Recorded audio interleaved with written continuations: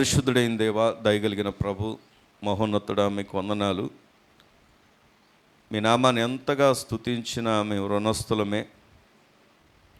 అర్హత లేని మా జీవితాలను ఎన్నిక చేసినటువంటి దేవుడవు,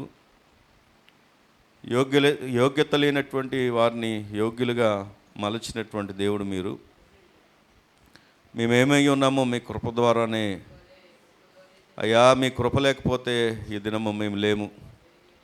ఇది ఎరిగిన వారమై మీ కృతజ్ఞతాస్తుతులు స్తోత్రాలు చెల్లిస్తున్నాము.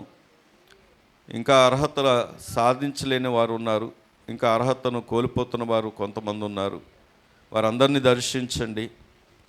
అర్హులుగా ఎంచబడినట్లుగా వారి ప్రతి పాపము నుండి, శాపము నుండి విడిపించబడి క్షమాపణ పొందినట్లుగా, మా పాపముల నుండి, మా దోషము నుండి విడిపించబడినట్లుగా మీ వాక్యము చేత మమ్మల్ని ప్రక్షాళన చేయమని ప్రార్థన చేస్తున్నాం.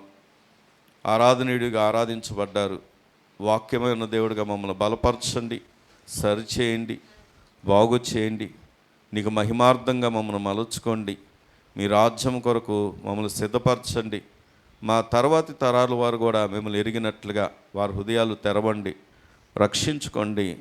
ఈ దినము మీ వాక్యము చేత మమ్మల్ని అందరినీ బలపరిచి సమస్త మహిమఘనత ప్రభావాలు మీ నామానికి పొందుకొనమని ప్రభువైన యేసుక్రీస్తు వారి యొక్క శ్రేష్టమైన నామంలో ప్రార్థించి స్తుతించి పొంది ఉన్న మా పరమ తండ్రి, ఆమేన్. దేవుని యొక్క పరిశుద్ధ గ్రంథము నుండి కీర్తనలు 56వ కీర్తన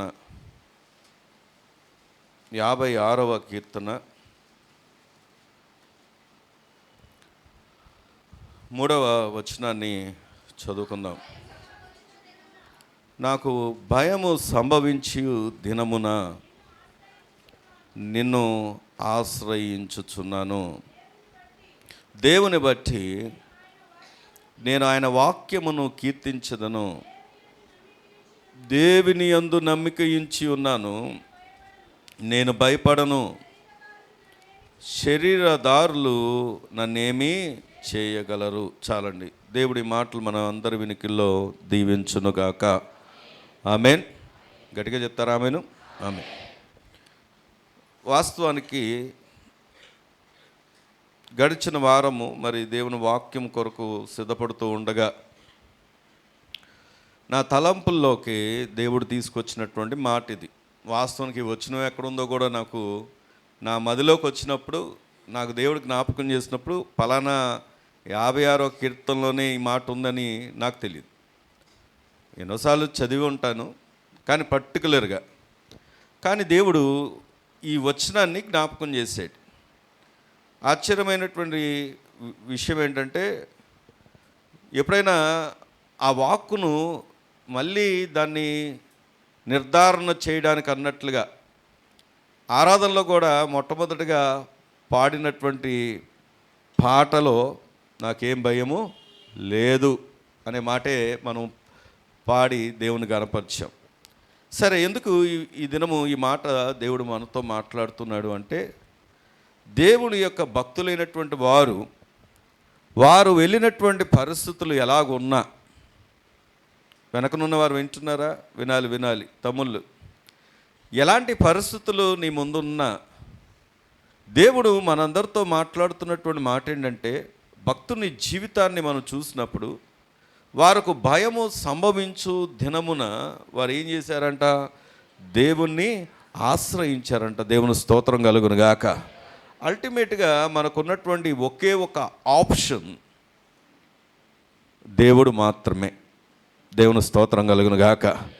దేవుడు లేని జీవితాల్లో భయాలు, ఆందోళనలు, కృంగుదల, నష్టాలు, కష్టాలు వాటిలో కొనసాగుతూనే ఉంటారు. కానీ దేవుణ్ణి కలిగినటువంటి వారి జీవితాల్లో అలాంటి దినాలు సంభవించినప్పటికీ కూడా దేవుడు ఎప్పుడు కూడా వారిని భయానికి అప్పగించడు. దేవుని స్తోత్రం కలుగును గాక. ఈ 56వ కీర్తన ప్రారంభంలోనే మనకు కనబడుతుంది. చిన్న వచనాలతో ఏమని ఉంటుంది అంటే, ఏ సమయంలో రాశాడో రాయబడి ఉంటుంది. ఇది రాసింది దావీదు. ఎప్పుడు రాశాడు ఆయన? ఫిలిష్తీయులు దావీదును గాతులో పట్టుకొనినప్పుడు అతడు రచించిన ఏమండి అనుపద గీతం. ఎప్పుడు రాశాడంట ఇది? వినాలి. ఎప్పుడు రాశాడంట?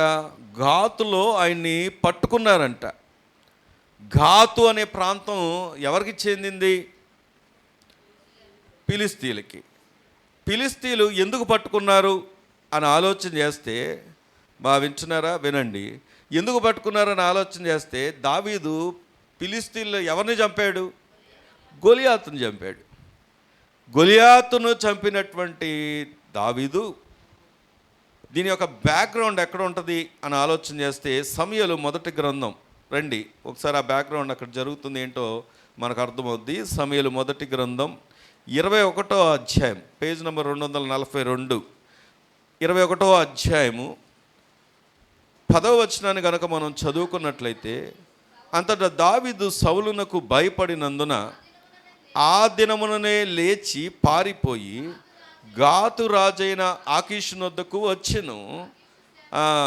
ఆకీషు సేవకులు, నేను చదువుతాను. ఈ దావీదు ఈ దేశపు రాజు కాడ, వారు నాట్యమాడుచు గాన ప్రతిగానములు చేయుచు సౌలు వేల కొలది హతము చేసిననియు దావీదు 10,000 కొలది హతము చేసినని పాడిన పాటలు ఇతను గుచ్చినవి కదా అని అతన్ని బట్టి రాజుతో మాట్లాడగా, దావీదు ఈ మాటలు తన మనసులో ఉంచుకొని గాతు రాజైన ఆకీషునకు ఇప్పుడు ఎవరికి భయపడుతున్నాడు దావీదు?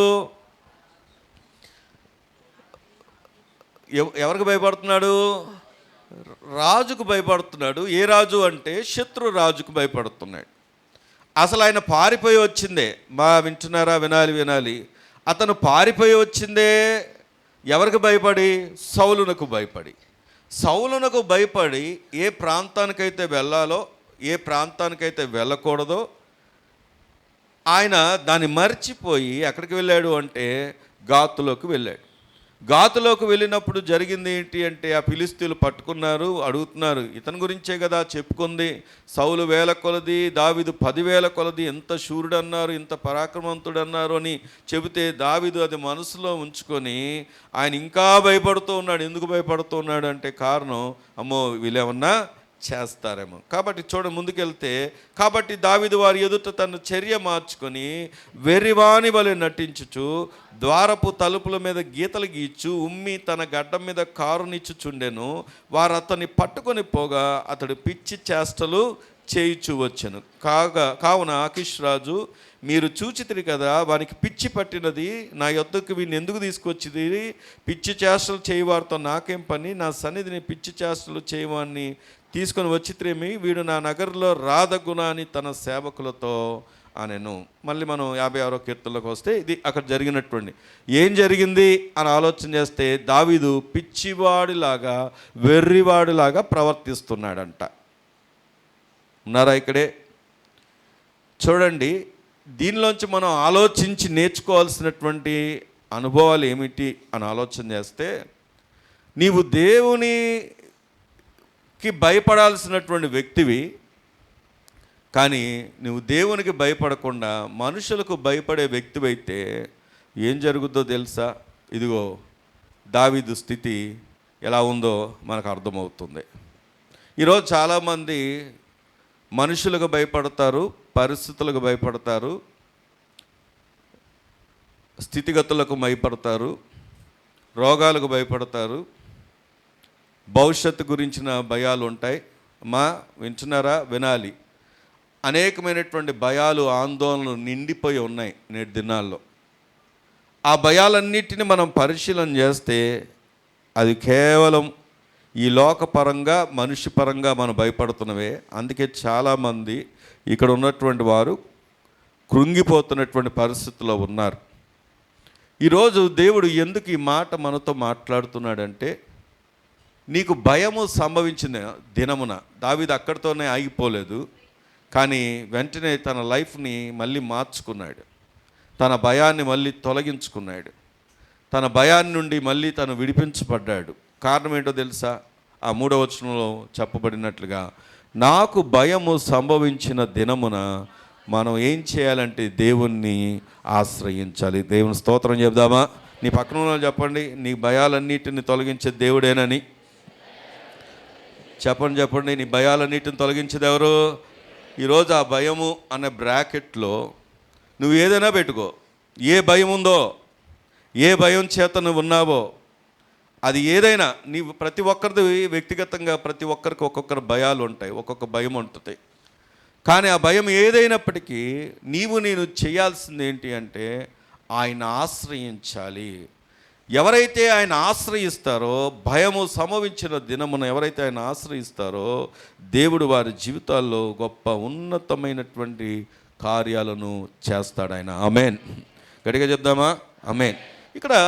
ఇక్కడ ఉపయోగించబడినటువంటి కొద్దిగా లోతైనటువంటి విషయాన్ని, అంటే ఇది వాస్తవానికి ఇది పాత నిబంధన అన్నది హెబ్రీ భాషలో రాయబడి ఉంటుంది, నూతన నిబంధన మనకు గ్రీక్ భాషలో రాయబడి ఉంటుంది. ఇక్కడ ఉపయోగించబడినటువంటి భయము అనే మాట దగ్గరకు వచ్చినప్పుడు అది హీబ్రూలో ఏమనుందంటే పహద్ అని ఉంది. అంటే నేను ఏదో హీబ్రూ గ్రీక్ నేర్పించడానికి విషయాలు చెప్పట్లా, లోతైనటువంటి విషయాలు మనకు అర్థం కావాలంటే పహద్ అన్న మాట దేనికి సూచన ఇస్తుంది అంటే మనిషి యొక్క భయానికి సూచనగా ఉంటుంది. కానీ దేవుడు దావీదు జీవితంలో ఉన్నటువంటి ఆ యొక్క మనుషుల యొక్క భయము, లేకపోతే విపత్తు కలిగినప్పుడు, మన మధ్య కేరళలో ఒక విపత్తు కలిగింది. ఏంటంటే కొండ స్లైడింగ్ అయిపోయి రోడ్డు మీదకి వస్తే పరుగులెత్తుతూ ఉన్నారు. అన్నీ దాని కింద కప్పడిపోయి చనిపోయినటువంటి వారు ఉన్నారు, పరుగులెత్తుతూ దూరంగా పారిపోతున్నట్టున్నారు. అక్కడ ఉపయోగించబడినటువంటి మాట, అంటే మన ఇక్కడ ఉపయోగించబడిన మాట ఆ మాటకు వర్తిస్తుంది. అదేంటంటే పహద్ అనగా లోక సంబంధమైనటువంటి భయాలు. కానీ దేవుడు ఎలాంటి భయాన్ని, ఇక్కడ దావీదు ఏ భయంలోకి వచ్చాడంటే ఆయన ఉన్నటువంటి యొక్క లోక సంబంధమైనటువంటి భయాల నుండి ఎక్కడికి వచ్చాడంటే అదే హిబ్రూ భాషలో ఈరా అని ఉంది. ఈరా అన్న మాటకు అర్థం ఏంటంటే దేవుని సార్వభౌమ అధికారానికి భయపడ్డం. దేవుని స్తోత్రం కలుగును గాక. మళ్ళీ చెప్పంటారా? దేవుని యొక్క సార్వభౌమ అధికారానికి భయపడ్డం. నాకు బైబిల్ గ్రంథంలోనే కానీ లేకపోతే నాకు బాగా ఇష్టమైనటువంటి మాట ఏదైనా ఉందంటే సార్వభౌమ అధికారం. దేవుని స్తోత్రం కలుగును గాక. నాకు బాగా ఇష్టమైనటువంటి మాట అది. ఎందుకో తెలుసా? ఎవరైతే దేవుని అధికారానికి ఒప్పుకుంటారో, ఆయన సార్వభౌమ అధికారానికి ఒప్పుకుంటారో, వారు ఏ భయాలకు, ఆందోళనలకు, వారి భవిష్యత్తు గురించినటువంటి పరిస్థితులకు చెక్కు చెదరరు. ఆమేన్. దేవుడు ఎలా సమకూరుస్తాడో తెలీదు, దేవుడు ఎలాగ నడిపిస్తాడో తెలీదు, దేవుడు ఎలా విడిపిస్తాడో తెలీదు, దేవుడు ఎలా సహాయం చేస్తాడో తెలీదు. ఆ సమయానికి దేవుడు ఏం చేస్తాడో తెలుసా? తన సహాయాన్ని మనకు అందిస్తాడు. దేవుని స్తోత్రం కలుగును గాక. కాబట్టి ఈరోజు నేను గమనించాల్సిన విషయం ఏంటంటే నీకు భయము సంభవించిన దినమున అది లోక భయం అని గుర్తించి నీ భయాన్ని ఎవరి వైపు తిప్పాలో తెలుసా?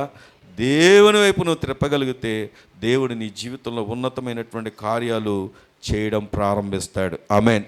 అయితే ఇక్కడ వచనం దగ్గరకు వచ్చి ఆలోచన చేసినప్పుడు నేను ఈరోజు మనం చూడబోతున్నటువంటి అంశం మరొకసారి జ్ఞాపకం చేస్తున్నాను. నాకు భయము సంభవించిన దినమున నేను దేవుణ్ణి ఆశ్రయిస్తాను. నీ పక్కన చెప్పండి. ఎప్పుడు చాలామంది విచిత్రం ఏంటంటే, చెప్పమంటారా? చాలామంది విచిత్రం ఏంటంటే భయం సంభవించినప్పుడు దూరమయ్యేది ఎవరికో తెలుసా? దేవునికే. భయము సంభవించినప్పుడు దూరమయ్యేది ఎవరికో తెలుసా?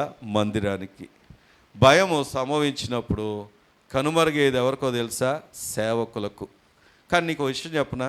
నువ్వు సేవకులకో లేకపోతే సంఘానికో లేకపోతే దేవునికో దూరం అవుతే నీకు సహాయం చేసేది ఎవరు సహాయం చేస్తారు?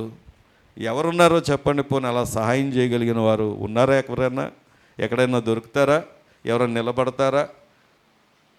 ఈరోజే నేను వస్తున్నప్పుడే ఒక మాట చదివాను. ఒక ఆయనకు వకల్తా పట్టుకొని వాదిస్తూ నిలబడుతూ, ఎక్కడ తిప్పితే అక్కడికి వెళ్ళి వకల్తా పట్టుకొని కోర్టు కేసులకి వాదిస్తూ నిలబడుతూ ఉన్నాడు. ఇప్పుడు అది తన పీక మీదకు చుట్టుకునేసరికి అప్పుడు దాకా వకల్తా పట్టుకున్నటువంటి ఏ వ్యక్తి కొరకైతే తను అంటే నిలబడి వాదిస్తున్నాడో ఆ వ్యక్తిని విడిచిపెట్టి ఆ రోజు నాకు సంబంధం లేదు, నేను పిలవలేదు, వాళ్ళే వచ్చారు, నాకు అసలు సంబంధం లేదు అంటున్నారు. అంటే మనుషులు యొక్క విధానం అలాగుంటుంది, మనుషుల యొక్క సహాయం అలాగుంటుంది. కానీ దేవుని యొక్క సహాయం అలాంటిది కాదు. నువ్వు ఆయన ఆపత్కాలంలో ఆయన ఏమై ఉన్నాడు చెప్పండి? నమ్ముకోదగిన సహాయకుడు. ఆయన ఆపత్కాలంలోనే నీకు నమ్ముకోదగిన సహాయకుడు అంటున్నాడు.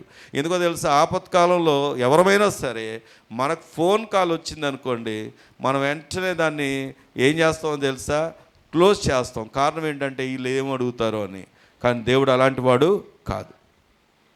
దేవుడు నీకు సహాయకుడై ఉన్నాడు. దేవుని స్తోత్రం కలుగును గాక.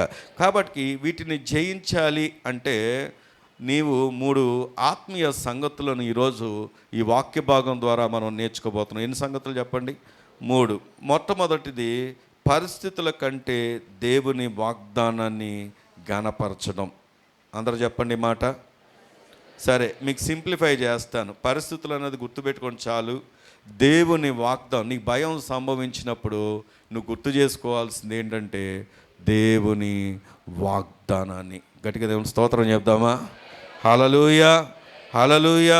దేవుని వాగ్దానం గురించి ఆలోచన చేస్తే రండి, యెషయా గ్రంథం 41వ అధ్యాయం. కీర్తనకారులు చెప్పినటువంటి మాటలు అలా ఉంచి మనం ముందుకు వెళ్దాం. యెషయా గ్రంథం 41వ అధ్యాయము 10వ వచనం. అందరికి పరిచయాలు ఉన్నటువంటి వచనాలు ఇవి.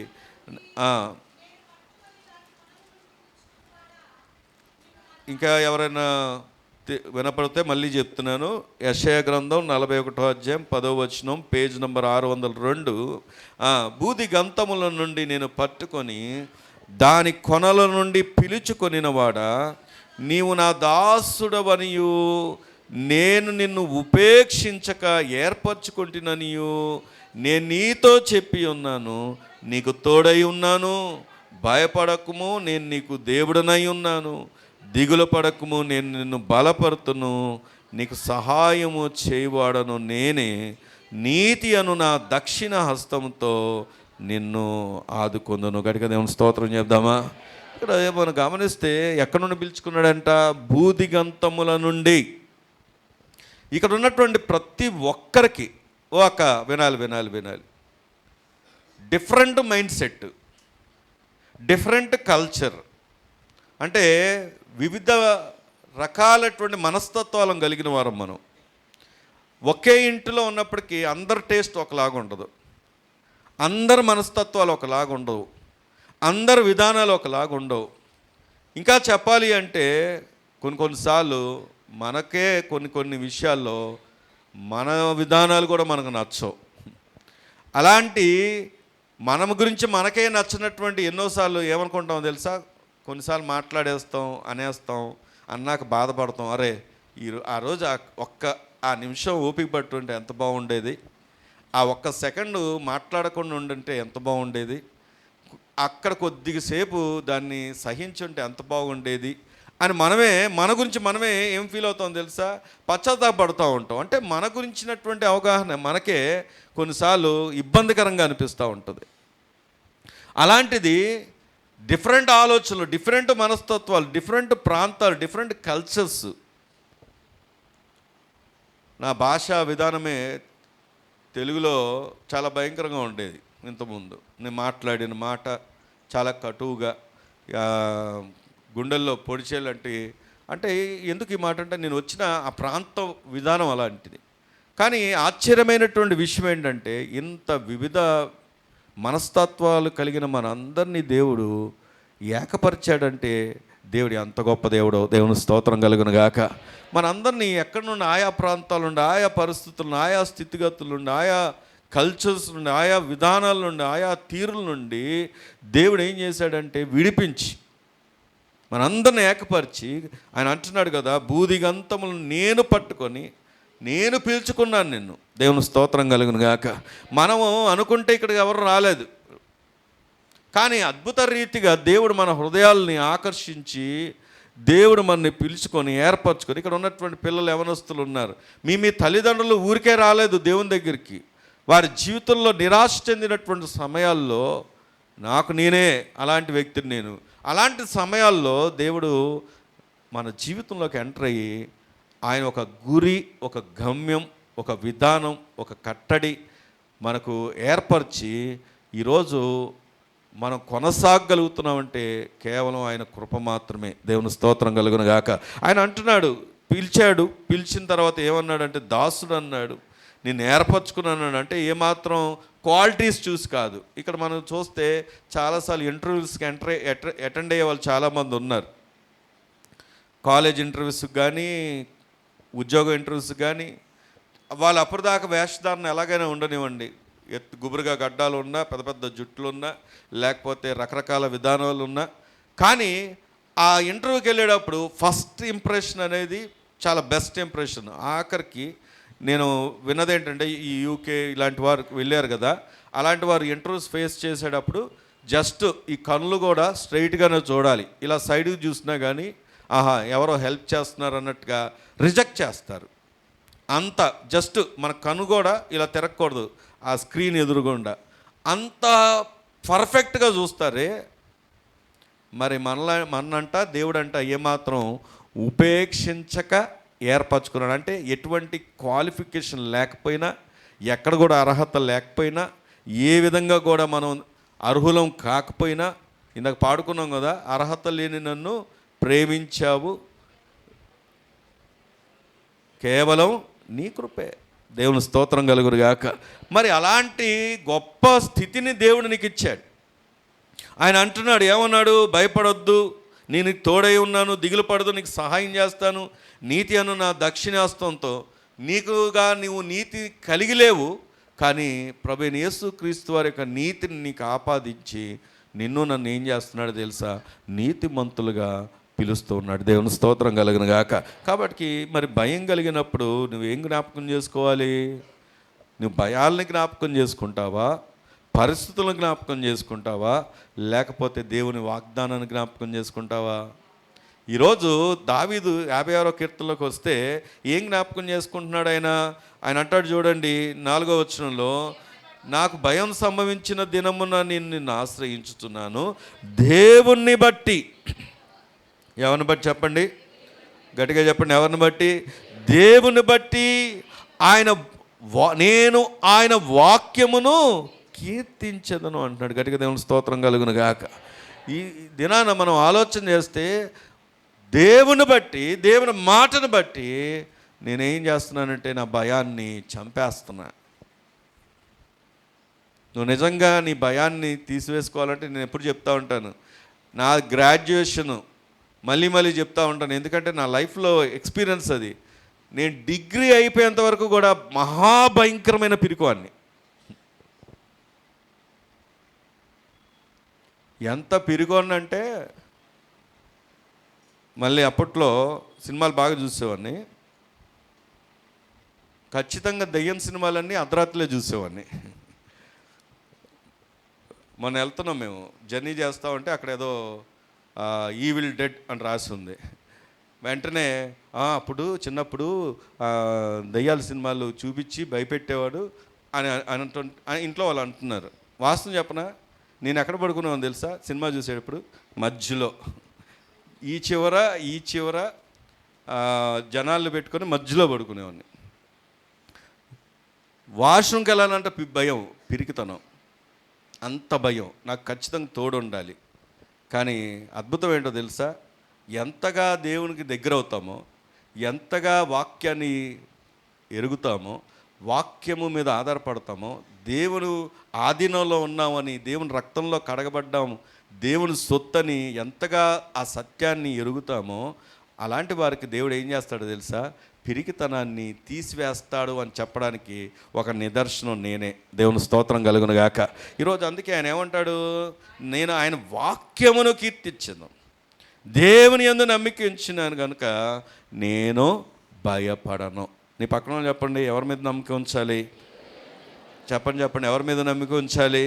అబ్రహాం దగ్గరికి వెళ్ళి, అబ్రహాంని, ఏమయ్యా నీకు దేవుడు వాగ్దానాన్ని ఇచ్చాడన్నో, పిల్లలేరి అంటే అబ్రహాం చెప్తాడు, ఏమంటాడో తెలుసా, దేవుడికి ఒక సమయం ఉందయ్యా, నీకులాగా నేను తొందరపడను, దేవుడు ఒక సమయం ఉంది.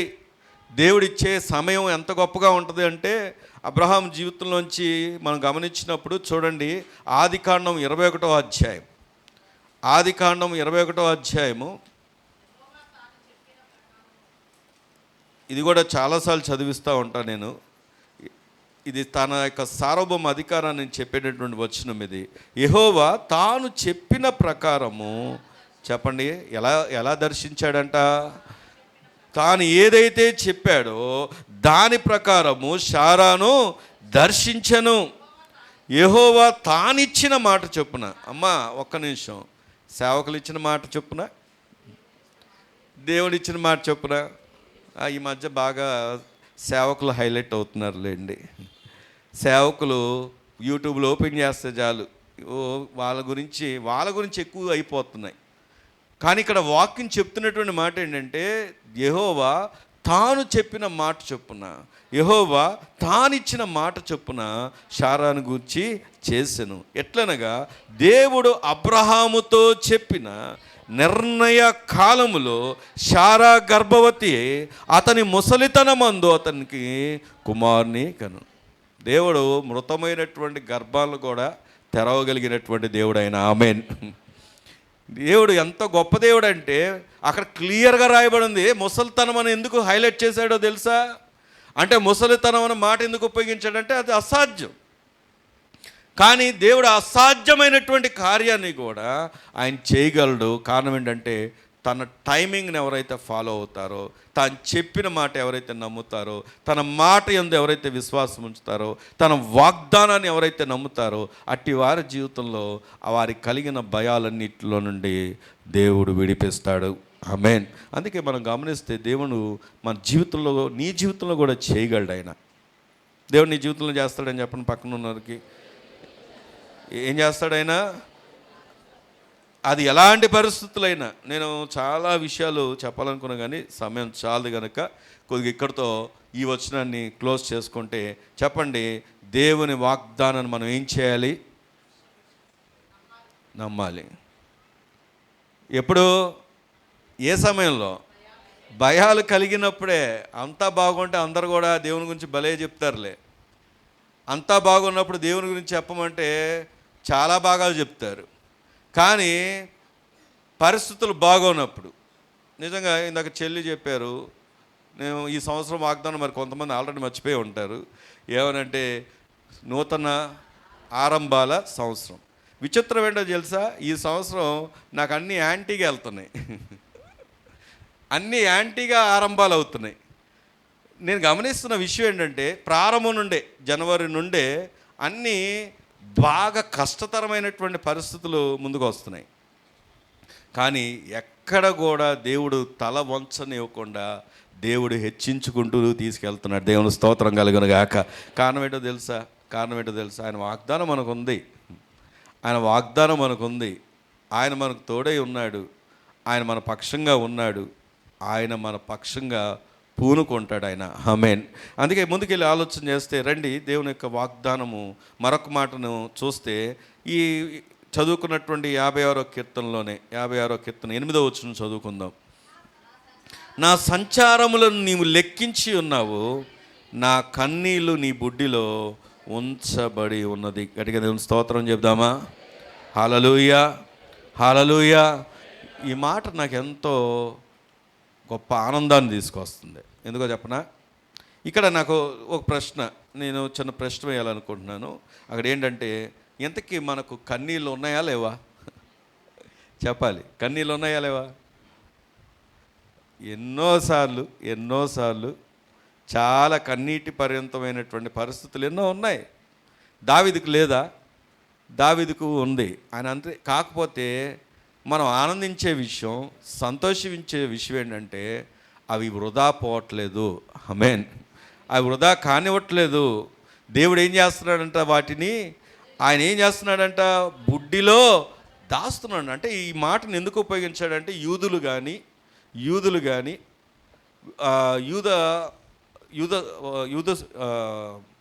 యూదా దేశం వాళ్ళు ఏం చేస్తారంట అంటే ఒక బుడ్డిలో పడతారంట. అవి అక్కడ ఉన్నటువంటి బ్యాక్గ్రౌండ్స్ని ఆలోచన చేస్తే దాన్ని వృధా పోనివ్వరంట. అయితే ఇక్కడ మనుషులు కాదు పట్టేది, ఎవరంట అంటే దేవుడు అంతగా దృష్టిస్తున్నాడు. ఇది నాకు నేర్పిస్తున్నటువంటి రెండో సత్యం ఏంటంటే, దేవుడు నన్ను వ్యక్తిగతంగా ఎరిగిన దేవుడైన. దేవుని స్తోత్రం కలుగునుగాక. చెప్పండి, నీ పక్కన వాళ్ళు చెప్పండి, ఎవరిని ఎరిగిన దేవుడైనా. అసలు చాలామంది ఈ ఎలక్షన్లో రాజకీయ నాయకులతో తిరుగుతూ ఉంటారు. తిరుగుతూ ఉండి మా నాయకుడు అని చెప్పేసి, ఏ పార్టీ అయినా, నేను ఏ పార్టీ అని చెప్పట్లేదు, ఏ పార్టీ అయినా పోస్టర్లు వేసి వాళ్ళ ఫోటోలు కూడా వేసుకుంటారు. వీళ్ళు వేసుకొని సంతృప్తి పడ్డమే తప్పించి, మీరు అక్కడ చూస్తే చాలామంది ఫోటోలు అక్కడొక్కడ మొత్తం పెడతా ఉంటారు. అందరికీ నాయకుడు న్యాయం చేకూరుస్తాడా? చెప్పాలి. అందరికీ న్యాయం చేకూరుస్తాడా? ఆ ఫోటోలు ప్రతి వీధికి ఒకరు, ఇప్పుడు ప్రతి సెంటర్లో ఒకరు, ఎవరో ఒకరు పోస్టర్లు పెడతారు, దాంట్లో ఫోటోలు వేసుకుంటారు. కింద రాసుకుంటే వాళ్ళ పదవులు కూడా ఏం రాసుకుంటారు తెలుసా? పలానా కార్యకర్త అంట. కార్యకర్త. ఏ కార్యకర్త అంటే పలానా పార్టీ కార్యకర్త. ఇంతకు నువ్వు కార్యకర్త అనే సంగతి నీ నాయకుడికి తెలుసా? చెప్పండి, తెలీదు. మన సంతృప్తి కోసం మనం అక్కడ ఏదో అందరికి ముందు పరిచయం చేసుకోవడానికి అన్నట్టుగా ఉంటాయి కొన్ని. అంటే ఎందుకు విషయం చెప్తున్నానో తెలుసా? లోకంలో ఉన్నటువంటి నాయకులు లాంటి వాడు మన దేవుడు కాడు. ఆయన నిన్ను వ్యక్తిగతంగా ఎరిగినటువంటి దేవుడు. దేవుని స్తోత్రం కలుగును గాక. అందుకే కీర్తనకారుడు చెప్తాడు చూడండి, 139వ కీర్తన. 139వ కీర్తనలో ఆయన ఎంత వ్యక్తిగతంగా మనని ఎరిగిన దేవుడో ఈ మాటను మనం చూసినప్పుడు, నాకు ఇష్టమైనటువంటి కీర్తనలో ఈ కీర్తన బాగా ఎక్కువగా నేను జ్ఞాపకం చేసుకుంటా. ప్రతిరోజు కూడా ప్రతి ఒక్కరం కూడా ఒక్కసారన్నా ఈ కీర్తన చదువుకొని బయటికి వెళ్తే చాలా సంతోషం. ఏంటంటే చూడండి, యెహోవా నీవు నన్ను పరిశోధించి తెలుసుకొని ఉన్నావు. నేను కూర్చుండుట నేను లేచుట నీకు తెలియను. నాకు తలంపు పుట్టక మునుపే నీవు నా మనస్సు గ్రహించుచున్నావు. నా నడకను నా పడకను నీ పరిశీలన చేసి ఉన్నావు. నా చర్యలన్నిటినీ వినాలి. నా చర్యలన్నిటినీ, ఇప్పుడు చెప్పేది అదే, నా చర్యలన్నిటినీ నీవు బాగా తెలుసుకొని ఉన్నావు. చర్యలు అంటే నువ్వు చేసే ప్రతిదీ. నేను వెళ్ళాను, డోర్ వేసుకున్నాను, ఎవరికి తెలీదు డోర్ వేసుకుని లోపల ఏం చేస్తున్నాను అని అనుకుంటామేమో, కానీ నీ చర్యలన్నిటినీ ప్రభువు చూస్తున్నాడు. నిన్ను వ్యక్తిగతంగా ఎరిగినటువంటి దేవుడు పరిశీలించి తెలుసుకున్నాడంట ఆయన. అందుకే పాట కూడా ఉంది కదా, పరిశోధించి తెలుసుకున్నావు, చుట్టూ నన్ను ఆవరించావు, కూర్చుండోట నే లేచి ఉండోట నువ్వు బాగుగా ఎరిగి ఉన్నావు. ఆయనకేం తెలుసు? బాగా తెలుసు. నువ్వు ఎక్కడ కూర్చుంటావో తెలుసు, ఎవరితో మాట్లాడతావో తెలుసు, ఏ స్థితిలో ఉన్నావో తెలుసు, ఏ పరిస్థితిలో ఉన్నావో తెలుసు. నిన్ను ఆయన ఎరిగినట్టుగా ఆఖరికి నీ ఇంటి వారు కూడా నీకు తెలీదు. దేవుని స్తోత్రం కలుగును గాక. అందుకే కీర్తనకాడు అంటాడు, అదే 139వ కీర్తనలో 13వ వచనంలో ఏమంటాడు అని చూద్దామా? 13, నా అంతరంద్రియములను నీవే కలగజేసితివి, నా తల్లి గర్భమందు నన్ను నిర్మించిన వాడవు నీవే. నీవు నన్ను కలగజేసిన విధము చూడగా భయమును ఆశ్చర్యమును నాకు పుట్టుచూ ఉన్నది. దేవుని స్తోత్రం కలుగును గాక. ఒక చిన్న ఎముక మనకి నొప్పి వస్తే, అంటే పడిపోయారండి, నొప్పి వస్తే వెళ్తే డాక్టర్ చూసి దాంట్లో ఎక్కడో క్రాక్ వచ్చిందని చెప్తాడు, ఎక్కడో వచ్చిందని చెప్తాడు. ఒకసారి మన చర్చిలోనే ఒక అక్క, అయ్యా ఫోన్ చేశారు, నాకు పడిపోయాను, చెయ్యి ఫ్రాక్చర్ అయిందన్నారు, సర్జరీ చేయాలన్నారు అని. అక్క నేను అన్నాను, తొందరపడకండి, సెకండ్ ఒపీనియన్ తీసుకుందాం అంటే, ఆల్రెడీ 2 స్థలాల్లో చెప్పినట్టున్నారు సర్జరీ చేయాలని. నేను అన్నాను తొందరపడకండి, మరొకసారి వెళ్దామని చెప్పేసి ఇంకో దగ్గరికి వెళ్ళినప్పుడు ఆ డాక్టర్ చూసేమన్నారంటే సర్జరీ అవసరం లేదు అన్నారు. అంటే ఎందుకో ఆ క్షణాన దేవుడు ఆ టైంలో అక్కతో మాట్లాడించడం, సర్జరీ లేకుండా చేయడం జరిగింది. కాకపోతే దానికి ముందు ఏం తీశారో తెలుసా? ఎక్స్రే, స్కానింగ్లు ఇవన్నీ చేస్తూ ఉంటారు. ఇది డాక్టర్స్గా, అమ్మో డాక్టర్ గారిని పెట్టుకొని మాటలు మాట్లాడకూడదు అనుకుంటా, నీకు డాక్టర్ గారు ఉన్నారు. అయితే ఎందుకు ఈ విషయాన్ని చెప్తున్నానంటే, డాక్టర్ల యొక్క జ్ఞానము ఎంతవరకు అంటే సర్టిఫికేటెడ్ పరంగా, అనుభవపరంగా, అనుభవం ఎక్కువ ఉంటే పరిచయం చేసుకున్నాను. ఇక్కడ జూనియర్ డాక్టర్ కూడా ఉన్నారు, లిట్టి. అందుకే ఈ విషయాన్ని జ్ఞాపకం చేసుకుంటే, ఎందుకు ఈ విషయాన్ని చెప్తున్నానంటే, మనిషి జ్ఞానము పరిమితమైంది, కానీ దేవుడి జ్ఞానం ఎంత అపరిమితమైందో తెలుసా? తల్లి గర్భంలో పిండముగా రూపించమని పైన ఎరిగిన దేవుడు ఆశ్చర్యము భయము కలిగేటటువంటి విషయం ఏంటో తెలుసా? నీవే. అప్పుడప్పుడు నేను ఇలాగ అనుకోగానే నాకు వెంటనే నేను సమాధి కార్యక్రమం చేసిన చాలామంది స్కెల్టన్స్ కనబడతా ఉంటాయి. ఏంటో తెలుసా? లోపల ఒక స్కెల్టన్ ఉంది మనకు తెలియకుండానే. ఏంటది? ఏ స్కెల్టను? పుర్రే. కానీ దేవుడు ఎంత జ్ఞానమో చెప్పండి. అసలు ఎంత, ఏ పార్ట్ని ఎలా సిద్ధపరచాలో ఎంతగా సిద్ధపరచాడో చెప్పండి. అంత గొప్ప జ్ఞానం కలిగినటువంటి దేవుడు నీకున్నాడు. భవిష్యత్తు గురించి నువ్వెందుకు ఆందోళన పడతావు? నిన్ను అడిగి తయారు చేశాడా? నిన్ను అడిగి నిర్మించాడా? నీవు అనుకుంటే ఇలా చేశాడా? ఎంత అపరిమితమైనటువంటి నాలెడ్జ్ ఉంది దేవునికి నీ విషయంలో. మరి ఎందుకు భయపడతావు? అందుకే ఇక్కడ దావీదు భక్తుడు ఏమంటున్నాడంటే, 14వ వచనం అంటాడు చూడండి, అందును బట్టి నేను నీకు కృతజ్ఞతాస్తుతులు చెల్లించుచున్నాను. గట్టిగా దేవుని స్తోత్రం చెప్దామా?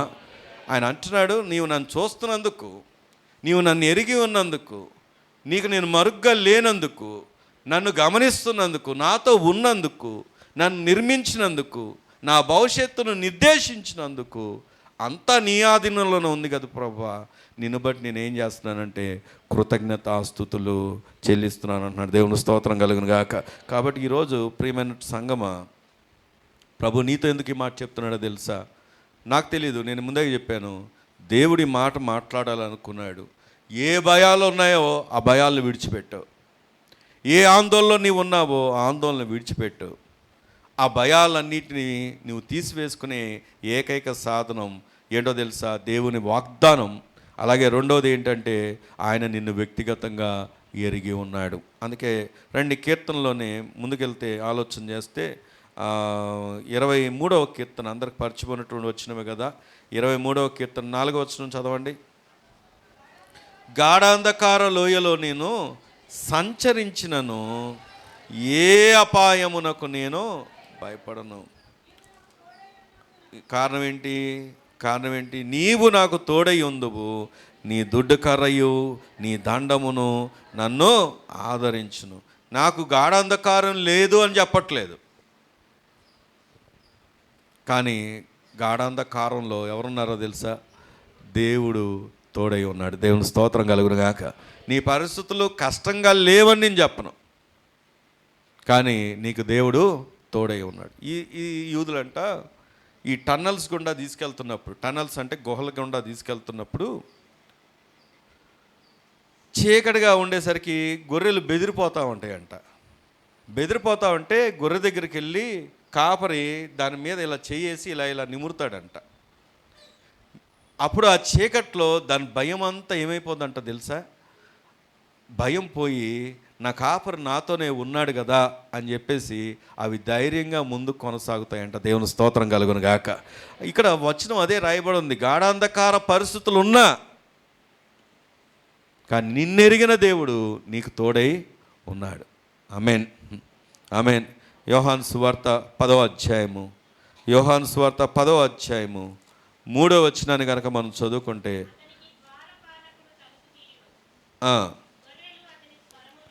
గొర్రెలు అతని స్వరము వినును, అతడు తన సొంత గొర్రెలను పేరు పెట్టి పిలిచి వాటిని వెలుపలికి నడిపించును. గట్టిగా దేవుని స్తోత్రం చెప్దామా? ఇక్కడ ఉన్నటువంటి ప్రతి ఒక్కరి పేరు నాకు తెలియకపోవచ్చు, ఎవరైనా కొత్తగా యాడ్ అయ్యి ఉండొచ్చు. కొంతమంది సిస్టర్స్తో వ్యక్తిగతంగా నేను మాట్లాడను గనక, అంటే సేవకురాలు, అలాగే నా వైఫ్ చిన్న సేవకురాలు, వీళ్ళు మాట్లాడుతూ ఉంటారు. కాబట్టి ఇందులోనే నాకు కొంతమంది పేర్లు తెలియదు, వాస్తవం ఒప్పుకుంటున్నాను. నేను సేవకున్నే, ప్రతి వారం మనం కలుస్తాము, అయినప్పటికీ అందరి పేరు తెలీదు. ఇక్కడున్న సెక్షన్ విషయంలో చెప్తున్నాను నేను. కానీ దేవుడు అంట ప్రతి ఒక్కరిని ఎలా పిలుస్తాడంట? పేరు పెట్టి పిలిచి. దేవుని స్తోత్రం చెప్దామా?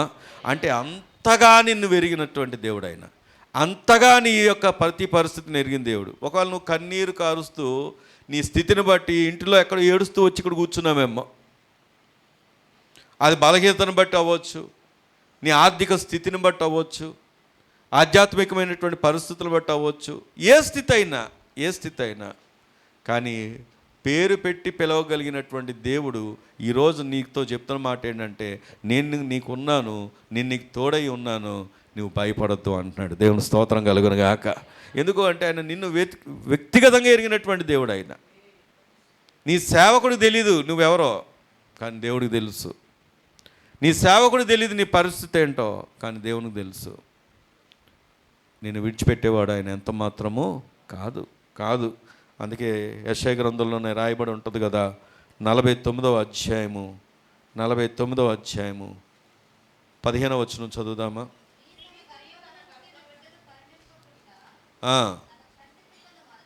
మరచునా వారైనా మరుచుదురు కానీ నేను నిన్ను మరువను.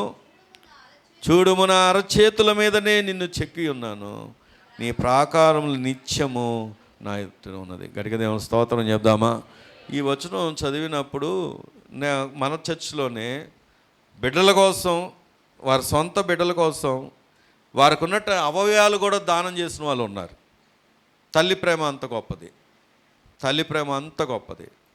కానీ నేటి సమాజంలో అదే తల్లి వివాహేతర సంబంధాల కోసం పిల్లల్ని చంపేస్తున్నారు. నిన్న కూడా ఒక ఆయన భార్యని చంపాడు, పిల్లల్ని చంపాడు, ఆ ఎదురింటి వాళ్ళని చంపాడు, 6గురిని చంపాడంట. అంత ఘోరమైన విషయం. అంటే చూడండి, మళ్ళీ అతను ఎక్కడి నుండి వచ్చాడంటే జైలు నుండి రిలీజ్ అయ్యి వచ్చి మళ్ళీ చంపాడంట. అది కూడా అంత ఘోరమైన విషయం. తల్లిదండ్రులే ఈ నేటి దినం అంత భయంకరమైన సమాజం. వచనము ఎప్పుడు కూడా నిరర్ధకం కాదు, అంటే ఆయన చెప్పింది ఎప్పుడు కూడా అసత్యం కాదు. అంత భయంకరమైన దినాలు. తల్లి ప్రేమతోనే పోల్చాడు దేవుడు.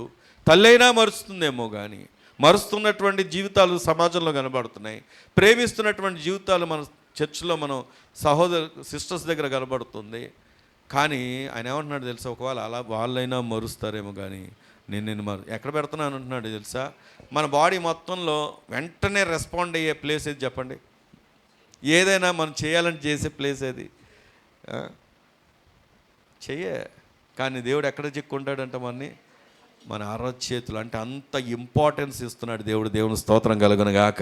మరి నువ్వు ఎందుకు దిగులు పడతావో తెలీదు, ఎందుకు కృంగిపోతావో తెలీదు, ఎందుకు బలహీనపడతావో తెలీదు, ఎందుకు దూరం అవుతావో తెలీదు, ఎందుకు నీ యొక్క స్థితిని నువ్వే పాడు చేసుకుంటావో నాకు తెలియదు. కానీ ఈరోజు ఒకవేళ అలాంటి స్థితి గుండా వెళ్తే, ఈరోజైనా తిరిగి దేవుని వాగ్దానం వైపు, దేవుడు నిన్ను ఎరిగి ఉన్నాడన్న సంగతిని ఎరిగి ప్రభు దగ్గరికి రా.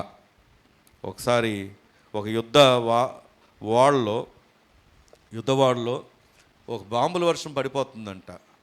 బాంబుల వర్షం పడిపోతుంటే ఇక అందరూ పరిగెత్తున్నారు, సైనికులు అందరూ పరిగెత్తున్నారు. ఆ క్యాప్టెన్ ఎవరైతే ఉన్నారో, క్యాప్టెన్ మాత్రం చెక్కు చెదరకుండా అలాగే ఉన్నాడు. ఈ కింద ఉన్నటువంటి వారు అడుగుతున్నారంట, సార్ ఓ పక్కేం బాంబులు, ఓ పక్కేం ఓడ మునిగిపోయే స్టేజీ, మీరు ఏంటి ఇంత ధైర్యంగా ఉన్నారు అంటే ఆయన అన్నాడంట, నాకు కూడా భయం ఉంది, కానీ నాకు ఏం గుర్తుకు వస్తుందంటే నా దేశము యొక్క ప్రజలు, నా దేశం యొక్క నాయకులు, నాకు అప్పగించబడినటువంటి బాధ్యతలు గుర్తొస్తున్నాయి అని చెప్పాడంట. దేవుని స్తోత్రం కలుగును గాక. అంటే ఎందుకు ఈ విషయం చెప్తున్నానంటే, అతను లోకంలో ఉన్న వ్యక్తి, ఇది యథార్థంగా జరిగిన సంఘటన. ఈ లోకంలో ఉన్న వ్యక్తే తన బాధ్యతలు, తనకు ఉన్నటువంటి స్థితిగతులు జ్ఞాపకం చేసుకోగలిగితే, దానికి మించినటువంటి గొప్ప దేవుడు నీకు తోడై ఉన్నాడన్న సంగతి నువ్వు గమనించినప్పుడు, నీ కష్టతరమైనటువంటి పరిస్థితుల్లో నువ్వు ఎంత ధైర్యంగా ఉండగలవు. దేవుని స్తోత్రం చెప్దామా. హల్లెలూయా. కాబట్టి ఈరోజు నీవేం చేయాలి? భయం సంభవించిన దినాన చెప్పాలి ఏం చేయాలి? దేవుని ఆశ్రయించాలి. అనగా దేవుని యొక్క ఎలా ఆశ్రయించగలం? దేవుని వాగ్దానాల్ని జ్ఞాపకం చేసుకోవాలి. రెండవది, ఆయన నిన్ను ఎరిగి ఉన్నాడన్న సంగతి జ్ఞాపకం చేసుకోవాలి. మూడవది చూడండి, దావీదు ఏం చేస్తున్నాడు? 56వ కీర్తనలోకి వద్దాం, వెళ్ళిపోదాం ముందుకి. 56వ కీర్తన 9వ వచనం. నేను మొరపెట్టు దినమున నా శత్రువులు వెనకకు తిరుగుదురు. దేవుడు నా పక్షంగా ఉన్నాడని నాకు తెలియను. గట్టిగా దేవుని స్తోత్రం చెప్దామా? ఇప్పుడు ఏం చేయాలి? మౌనంగా ఇంట్లోకి వెళ్ళి దిగులు పెట్టుకొని లేవకుండా ఆ మంచానికే పడిపోయి మంచం మీద పరిమితం అయిపోయి, నేను పోయిన వారం కూడా చెప్పాను, ఒక రీసెర్చ్ జరిగితే అత్యంత బలహీనంగా ఉండేవారు, తొందరగా వ్యాధికి గురయ్యేవారు ఎవరు అంటే ఇళ్లల్లోనే లోన్లీగా ఉండేవారంట. లోన్లీగా ఉండి వారు త్వరగా బలహీనతలకు అప్పగించబడతారంట, త్వరగా వాళ్ళు మానసిక ఒత్తిడికి గురవుతారంట. ఇది లోకంలో సంగతి. కానీ దేవుని వాక్యాన్ని కూడా మనం పరిశీలన చేసినప్పుడు నీకు భయం సంభవించింది, నీకు శ్రమ వచ్చింది, శత్రువులు అంటున్నాడు. అక్కడ ఏమంటున్నాడంటే నా శత్రువులు వెనుకకు తిరిగారు అంటే ఎవరున్నారు? శత్రువులు ఉన్నారు. కానీ నాకు ఇచ్చిన దేవుడిచ్చిన ఆయుధం ఏంటో తెలుసా? నేను మొరపెట్టు దినమున, అంటే ఏ దినాన నువ్వు మొరపెడతావో ఆ దినం నుండి నీకేం స్టార్ట్ అయింది? విజయము స్టార్ట్ అయింది. దేవుని స్తోత్రం కలుగును గాక. నువ్వు మొరపెట్టు దినమున. నేటికి కూడా చాలామంది వాళ్ళ కష్టం అంటే తెలుస్తుంది, వాళ్ళ స్థితి ఏంటో తెలుసు, కానీ ఇప్పటికీ మొరపెట్టని వారు చాలామంది ఉన్నారు, లేవని వారు చాలామంది ఉన్నారు, ప్రార్థన చేయని వారు చాలామంది ఉన్నారు. చాలామంది నాకు అదే ఆశ్చర్యం అనిపించే విషయం ఏంటంటే పనులన్నీ ఆగిపోతున్నాయి, ఆటంకాలు అయిపోతున్నాయి, ఆర్థికంగా వెనకబడిపోతున్నాం, లేవలేని స్థితిలోకి వెళ్ళిపోతున్నాం, దిగజారిపోతున్నావు. దేవుడు ఎప్పుడు నేను ఉన్నతంగా ఉండాలనుకుంటున్నాడు, కానీ నువ్వు దిగజారిపోతున్నావు. నీకు తెలుసు నువ్వు దిగజారిపోతున్నావు, నీ ఫ్యామిలీ దిగజారిపోతున్నావు అన్న సంగతి తెలుసు. కానీ ఉదయం లేచి మొర పెట్టలేకపోతున్నారు, దేవుని పాదాలు పట్టుకోలేకపోతున్నారు, సహవాసంలో ఉండలేకపోతున్నారు. తీసుకుంటున్నారు తీర్మానాలు, కానీ ఎంతకాలం? ఒక వారానికి, నెలకి, లేదా ఒక 10 రోజులకి, ఒక 2 వారాలకు పరిమితం అయిపోతున్నారు. అందుకే వారి జీవితాల్లో ఏమి రాలేకపోతుందంటే నెమ్మది లేదు, సమాధానం లేదు, సంతోషం లేదు. ఇక్కడ దావీదు ఎక్కడ కూడా నాకు శత్రువులు లేరు అని చెప్పలేదు, నా పరిస్థితులు ఎప్పుడు కూడా సంతోషకరంగా ఉన్నాయని చెప్పలేదు. కానీ ఆయన మనకు తాళాలు ఇస్తున్నాడు, ఆశీర్వాదపు తాళాలు. దేవుని స్తోత్రం కలుగును గాక. విజయపు తాళాలు ఇస్తున్నాడు. ఆయన ఏమంటున్నాడు? నేను మొరపెట్టు దినమున నా శత్రువులు ఏమవుతున్నారు తెలుసా? వెనకకు మరలుతున్నారంట. దేవుని స్తోత్రం చెప్దామా? నిజంగా మా జీవితాల్లో కూడా మేము గమనిస్తున్నప్పుడు ఎన్నో పరిస్థితులు చాలా గడ్డుగా నిలబడినటువంటి సమయాలు ఉన్నాయి. నేను అయితే కొన్ని సమయాల్లో అది బాగా శృతి మించినప్పుడు, ఎందుకు వచ్చింది నాకు ఇది, నాకు అవసరమా? ఆర్మీలో చక్కగా 15 లేదా 17 సంవత్సరాలు, అంటే ఈ పాటికి రిటైర్మెంట్ కూడా అయిపోయేది, అవి చేసుకొని ఆ వచ్చే పెన్షన్తో చక్కగా గడిపేస్తూ బెనిఫిట్స్ అన్నీ ఉంటాయి. ఇది కాకుండా సెకండ్ జాబ్స్ వస్తాయి మళ్ళీ వాళ్ళకి రెండోసారి అప్లై చేసుకోవడానికి. ఎందుకంటే నాతో పాటు చేసిన వాళ్ళు అందరూ ఆల్మోస్ట్ మళ్ళీ కొన్ని బ్యాంకుల్లో చేస్తున్నారు, కొంతమంది ఎస్ఐగా ఉన్నారు, ఒక అతనైతే కొంతమంది కానిస్టేబుల్గా ఉన్నారు, కొంతమంది గవర్నమెంట్ జాబ్స్ చేస్తున్నారు, కొంతమంది తెలంగాణ సచివాలయాల్లో చేస్తున్నారు, ఇలాంటి వాటిలో ఉన్నారు. అయితే వాళ్ళు గ్రూప్లో పెడతా ఉంటారు, వాళ్ళు స్టేటస్లు వాళ్ళు వెళ్ళినని పెడతా ఉంటే ఎప్పుడైనా శృతి మించినప్పుడు, ఇప్పుడు కాదులేండి, ఎప్పుడైనా శృతి మించినప్పుడు నాకు ఇవన్నీ అవసరమా, వాళ్ళతో అనిపించుకోవడం ఎందుకు, వీళ్ళతో అనిపించుకోవడం ఎందుకు, ఈ ఒత్తిళ్ళు ఎందుకు అని అనుకున్నటువంటి సందర్భాలు లేకపోలేదు. కానీ గొప్ప విషయం చెప్పనా, వారికి లేని భాగ్యం, వారికి లేనటువంటి ఘనత, వారికి లేనటువంటి ఆధిక్యత, వారికి లేనటువంటి దేవుని రాజ్యం, దేవుని యొక్క ఇచ్చినటువంటి కుటుంబం వారికి ఉందా? లేదు. దేవుడు నాకు ఇచ్చాడు. దేవుని స్తోత్రం కలుగును గాక. కాబట్టి నేను ఎంతగానో సంతోషిస్తున్నాను. నీ శత్రువులు మరలి వెళ్ళాలి అంటే నువ్వేం చేయాలంటే దేవుని పాదాలు పట్టుకోవాలి, లేవాలి. ఎంతకాలం పడుకుంటారండి? నాకు నిద్ర అంటే చాలా ఇష్టం, మీకు తెలుసో తెలీదో. నేను ఆర్మీలో ఉన్నప్పుడల్లా అదే అనుకున్నాను, ఇంటికి వెళ్ళాలి కంటి నిండా నిద్రపోవాలి, ఇంటికి వెళ్ళాలి కంటి నిండా నిద్రపోవాలి. ఎందుకంటే అక్కడ నిద్రే ఉండదు. కానీ చెప్పమంటారా, యథార్థంగా ఆర్మీలోనే ఎక్కువ నిద్రపోయానేమో అనిపిస్తుంది అప్పుడప్పుడు నాకు. ఎందుకంటే అర్ధరాత్రి లేదు, మధ్యాహ్నం లేదు. మొన్న బాగా అలసిపోయి సాయంత్రం అంటే బాగా ఆ రోజు బాగా విపరీతమైన తిరుగుడు అనమాట. బాగా అలసిపోయి వచ్చి జస్ట్ మనసు మీద ఇలా రిలాక్స్ అవుదామని వాలేనండి. వెంటనే ఫోన్ మోగింది. అబ్బా ఇప్పుడే మోగిందా అనుకున్న, అంటే వెంటనే మనసులో అసలు ఆర్మీలో కూడా ఇంతగా నిద్రపోయానేమో అనిపిస్తుంది, ఏంటి అనుకున్నా. అంటే ఇదంతా ఎందుకు చెప్తున్నాను తెలుసు, నా ప్రాక్టికల్ విషయాలు చెప్తున్నాను ఇవన్నీ.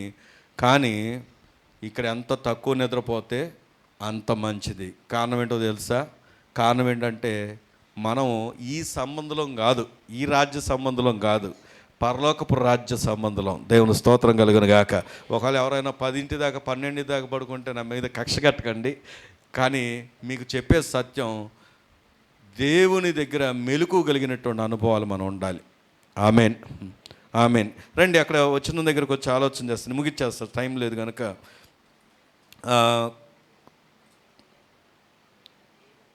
9వ వచనము, నేను మొరపెట్టు దినమున నా శత్రువులు ఏం చేస్తున్నారంట? వెనుకకు తిరుగుతారంట. దేవుడు నా పక్షంగా ఉన్నాడని నాకు తెలియను. మీరు గమనిస్తే రోమాపత్రికలో కూడా ఇదే మాట ఉంటుంది. రోమాపత్రిక 8వ అధ్యాయం 31వ వచనం. ఇట్లుండగా ఏమందుము, దేవుడు మన పక్షంగా ఉండగా, చెప్పండి, మనకు విరోధి ఎవరు? నీ పక్కన చెప్పండి, నీకు విరోధి లేడు అని చెప్పండి. నీవే విరోధి అని చెప్పకండి. ఏమండి, నీకు విరోధి లేడు. ఎప్పుడు? ఆ మాటను మిస్ అవ్వద్దు. ఎప్పుడు? దేవుడు మన పక్షంగా ఉండగా. మొన్న ఒక ఊరు వెళ్తే ఆ ఊరిలో చాలా కాలం నుండి కనుమరుగైపోయినటువంటి 2 జీవాలు చూశాను నేను. అంటే అదే కనుమరుగైపోయాయంటే సిటీస్లో తిరగట్లేదులేండి, ఏం కాదు, అది పెద్ద పెద్ద పందులు భయంకరంగా ఉన్నాయి. కారులో ఉన్న వాళ్ళ సంభాషణ ఏంటంటే, పందిమూత అంటే ఇదేనేమో, ఈడ అచ్చం పందిమూతలాగా పెట్టాడు అంటారు, అలాగే ఉన్నాయి. అయితే ఎందుకంటే ఈ మధ్యకాలంలో సిటీలో కనబడట్లేదు, మీకు తెలియదు, నాకు తెలియదు, మరి నాకు కనబడట్లేదు, అందుకే నేను అంటున్నా. దాని నిండా బురద, భయంకరమైన బురద. ఇప్పుడు మేము కారులోనే ఉన్నాం, పొరపాటున అది కారు పక్కకు వచ్చింది అనుకోండి, కారు పక్కకు వస్తే కారులో ఉన్న వాళ్ళకే కారుకి ఎక్కడ అంటుద్దో అని పరిగెత్తాలి అది. అలాంటిది దాని దగ్గరికి వెళ్ళి నిలబడతారు ఎవరన్నా? చెప్పండి, నిలబడతారా? నిలబడరు. కారణం ఏంటి? దాన్ని మనం అసహ్యించుకుంటాం, దాని జీవిత విధానాన్ని బట్టి దాని దగ్గరికి వెళ్ళడానికి ఇష్టపడం. ఇప్పుడు ఎందుకు ఈ యొక్క విషయాన్ని చెప్పానంటే, దేవుడు మన పక్షంగా ఉండాలంటే మనం ఎలా పడితే అలా ఉంటాడా? ఏది చేస్తున్నా ఉంటాడా? ఇష్టానుసారం బ్రతుకుతే ఉంటాడా? దేవుని వాక్యాన్ని పెడచెవిని పెడితే ఉంటాడా? దేవునికి వ్యతిరేకంగా పనిచేస్తే ఉంటాడా? పాపం చేస్తే ఉంటాడా? దేవుడు చెప్పిన దాన్ని విడిచిపెట్టి బ్రతుకుతా ఉంటే ఉంటాడా? ఉండడు. కానీ దేవుడు మన పక్షంగా ఉంటే మనకి విరోధి లేడు అంటే అర్థం, నీ పక్షంగా ఉండేలాగున నువ్వు మారగలిగితే, నీ జీవితాన్ని నువ్వు మార్చుకోగలిగితే నీకు విరోధి ఎవడు లేడు. దేవుని స్తోత్రం కలుగును గాక. నీ పక్షం వహిస్తాడు. అందుకే మీకు తెలుసు, యెహోషువ యెరికో గోడల దగ్గరికి వెళ్ళడానికి ముందు ఒంటరిగా కూర్చొని ఆయన ఆలోచిస్తున్నాడు. ఆ గోడల వైపు చూసి ఎలా పగలగొట్టాలి, ఇది ఎంత అసాధ్యమైనటువంటి పని అని ఆలోచిస్తున్నాడు. అప్పుడు ఆయనకి దూసిన కత్తిని చేతను బట్టి ఒక దేవదూత ప్రత్యక్షమవుతే ఆయన అడుగుతాడు, అయ్యా మా పక్షంగా ఉన్నావా, విరోధుల పక్షంగా ఉన్నావంటే దానికి ఆయన ఏం చెప్పాడు చెప్పండి? ఏం చెప్పాడు? ఓసారి చూద్దామా? యెహోషువ గ్రంథం ఎన్నో అధ్యాయము? 5వ అధ్యాయము 13వ వచనం చదువుతాం. యెహోషువ యెరికో ప్రాంతం 180 అండి, పేజ్ నెంబర్ 13వ వచనం.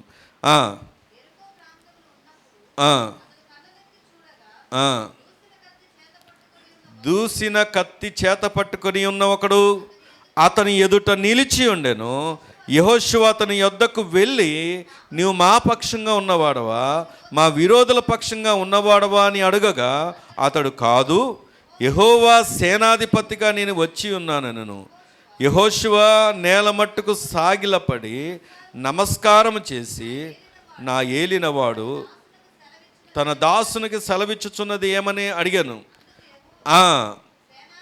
అందుకు యెహోవా సేనాధిపతి, నీవు నిలిచి ఉన్న ఈ స్థలము పరిశుద్ధమైంది, నీ పాదరక్షలు తీసివేయమని యెహోషువతో చెప్పగా, దేవుని స్తోత్రం కలుగును గాక. మీరు అక్కడ గమనిస్తే నేను వెంటనే నీ పక్షంగా ఉన్నానని చెప్పాడా? నేను యెహోవా సేనాధిపతిగా వచ్చాను అన్నాడు. కానీ వారి పక్షంగా నిలబడడానికి ఆయనే సూచన ఇచ్చాడు. ఏమిచ్చాడంటే, ఇది పరిశుద్ధమైనటువంటి స్థలము, నీ పాదరక్షలను తీసు. అంటే ఏంటో తెలుసా? నువ్వు పవిత్రంగా ఉంటే, నువ్వు పవిత్ర విధానంలో ఉంటే నేను నీ పక్షంగా ఉంటా. దేవుని స్తోత్రం కలుగును గాక.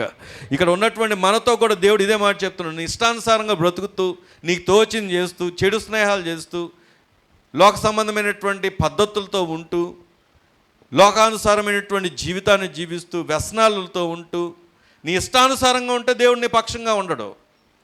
అదే నువ్వు దేవుడు కోరుకున్నట్లుగా నీ జీవితాన్ని కనుక పరిశుద్ధంగా, పవిత్రంగా, ప్రభు రక్తంలో కడగబడి, ప్రభు కొరకు బ్రతుకుతూ, ప్రభు రాజ్యం కొరకు నువ్వు సిద్ధపడినటువంటి వ్యక్తిగా ఉంటే దేవుడు ఎప్పుడు కూడా నీ పక్షంగానే ఉంటాడు. ఆమేన్, ఆమేన్. కాబట్టి ఈరోజు ప్రభు నీతో నాతో మనందరితో చెప్తున్నాడు.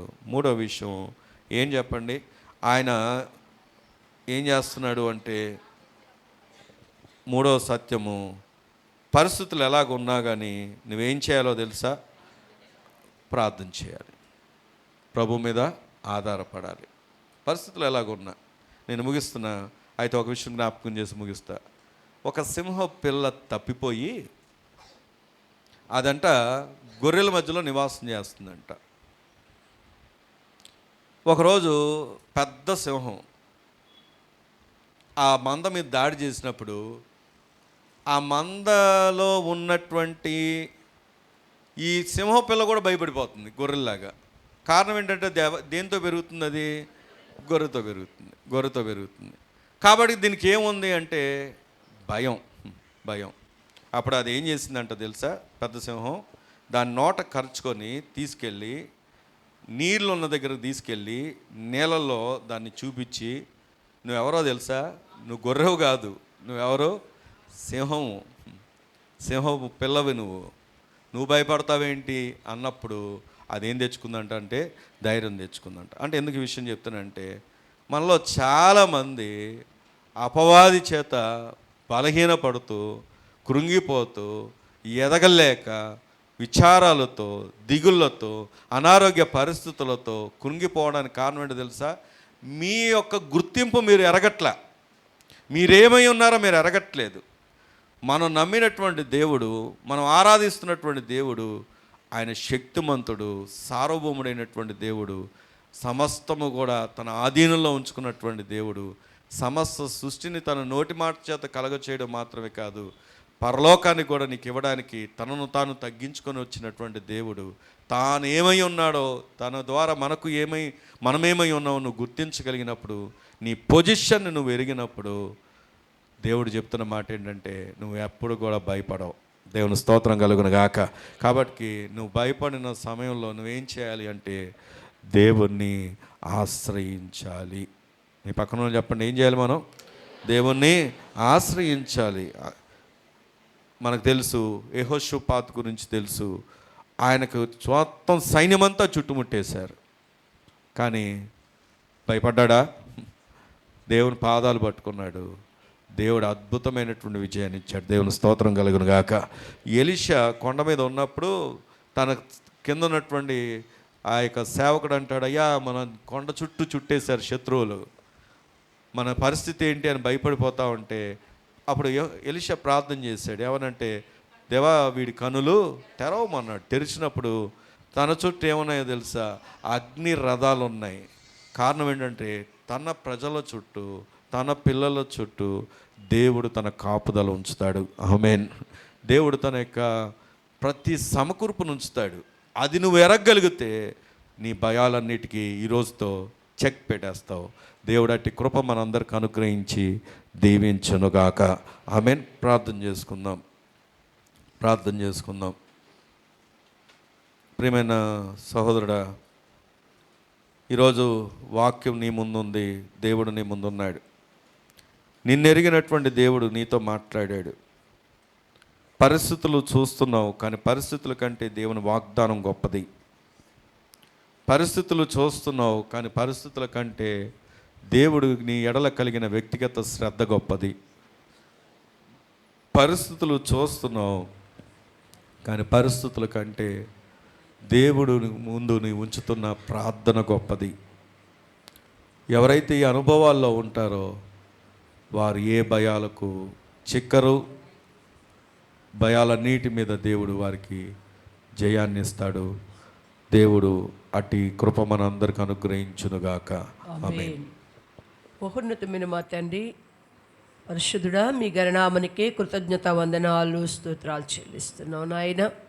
నిన్నటి వారమైన మమ్మల్ని నేటి వారుగా నీ కృపను బట్టి, దయని బట్టి, సంకల్పంలో సజీవులున్న దేశంలో సజీవుల సంఖ్యలో కుటుంబాలను, సంఘాలను నాయన, సంఘం అంతటి నీ కృపాక్షేమంతో నాయన పునరుద్ధాన ఆరాధనలో నందిర ఆవరణంలో మమ్మల్ని నీ వాక్య చెంత నిలిపావు తండ్రి. నీ స్తోత్రం.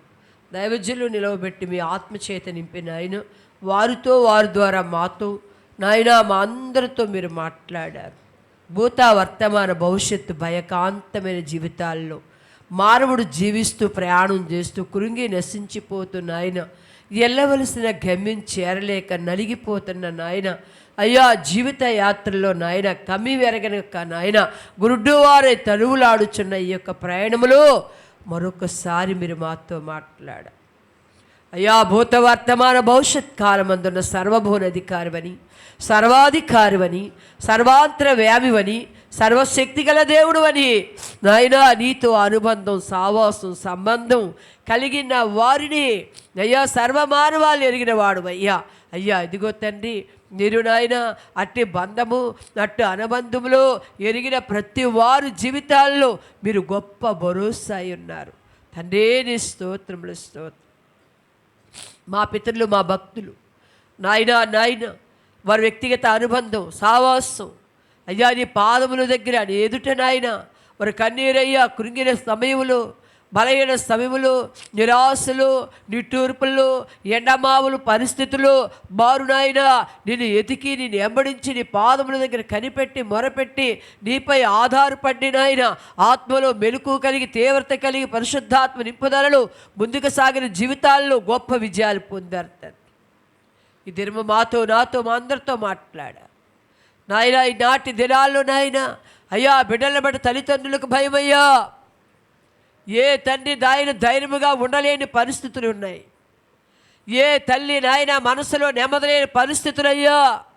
తండ్రి గుండె అదిరిపోతుంది, తల్లి మనసు నాయన నెమ్మది లేకుండా అయ్యా కృంగిపోతున్నది నా పరిస్థితుల ప్రభావాలు నాయన. అయ్యా బిడ్డలు నీ చెంత లేక లోకం నాయన ఎంతో భయంకరంగా ఉండగా ఆ లోకపు నాయన అడుగుజాడలో నడుస్తున్న కుటుంబాలు నాయన వారి వైఖరులు అయ్యా భయాందోళన పరిస్థితులే తండ్రి. అయ్యా మమ్మల్ని కనికరించు, మా బిడ్డలు క్షమించు అయ్యా. ఎవరి బిడ్డలు, యవనాండ్రులు అయ్యా భర్తలు మార్పు లేక, భార్యలు మార్పు లేక, కుటుంబాలు నెమ్మది లేక అయ్యా ప్రకృతి ప్రళయాలు తండ్రి, జనముల భయాలు, ఏ భయమైనప్పటికీ ఒక అద్భుతమైన మాట మాట్లాడు. నీతో వ్యక్తిగత అనుబంధం అయ్యా. అతడు నన్ను ప్రేమిస్తున్నాడు, నేను అతన్ని తప్పిస్తా. నా నామమును ఎరిగి ఉన్నాడు, నేను అతన్ని ఘనపరుస్తానని సెలవిచ్చు. గొప్ప దేవుడా, ఈ పగటి వేళ ఉదయకాలం కూడి వచ్చిన ప్రతి ఒక్కరూ నాయన వ్యక్తిగతంగా నీ పాదాలు పట్టుకునేవారు గచ్చు. ప్రతి పరిస్థితి నీకు చెప్పుకునేవారు గచ్చి, నీపై ఆధారపడేవారు గచ్చి నాయన బహుధైర్యవంతులై, బలవంతులై నాయన తండ్రుల హృదయాలు ధైర్యపరచండి, తల్లులు మనసులు నెమ్మదిపరచండి నాయన. నీ కృతజ్ఞతలు చెల్లిస్తున్నాను దేవా, నీ పాదాలు కొందన నాయన. అయ్యా వర్తమానం వినిన వారు, వినబోతున్నవారు నీతో ఆనందించేవారుగా, సంతోషించేవారుగా, నీపై ఆధారపడేవారుగా, వ్యక్తిగత జీవితాలు నీకు అర్పించుకునేవారుగా నీ కృప దయచేయండి. నాయన భర్తల్లో నాయన ఒకవేళ ప్రభా అయ్యా అదిగో తండ్రి ప్రార్థన లేమి భర్తల్లో ఉంటే వారితో మాట్లాడారు, భార్యల్లో ఉంటే వారితో మాట్లాడారు. కుటుంబం నాయన నీతో ఉండాలని, బిడ్డలు నీతో ఉండాలని అయ్యా, వారు వ్యక్తిగతంగా నీతో ఉండాలని, అప్పుడే వారు ప్రతి విషయంలో ధైర్యవంతులై విజయాన్ని పొందగలుగుతారని, జయాన్ని పొందగలుగుతారని, గెలుపును పొందగలుగుతారని నాయన సమస్తాన్ని నాయన ఎదుర్కోవడానికి వారి గుండె యూదా గోత్రపు సింహం వలె ఉంటుందని మీరు మాతో మాట్లాడారు. మీరు సత్యము నాయన నీ మాట. అయ్యా నీ కృతజ్ఞత వందనాలు. మమ్మల్ని బావుగా ఎరిగిన వారు అవునయ్యా కూర్చుంటట, పండుకుంటట, లేచుట, నడుచుట, చుట్టూ మమ్మల్ని ఆవరించిన నీ కృపకే కృతజ్ఞతలు, నీ కంచికే కృతజ్ఞతలు.